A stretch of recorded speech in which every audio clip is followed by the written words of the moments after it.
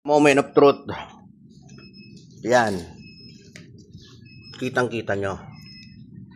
Kitang-kita nyo, inihian pa rin.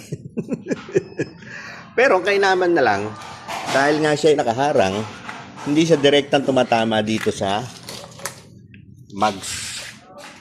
Yan. Pero inihian siya. May ihi eh. Nahaharangan na nga lang niya yung mugs. Doon siya direktang tumatama sa galon. Ayan o, tulad yan. Yan, kitang-kita may ihi pa rin. Iniihian pa rin nila. Yun nga lang, dito siya. Dito tumatama. So, effective siya pero hindi effective. Effective dahil naharangan niya.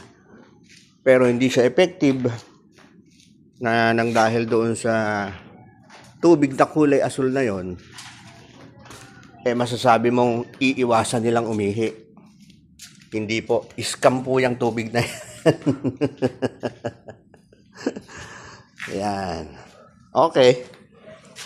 So, at least meron po tayong mga bagong natutunan.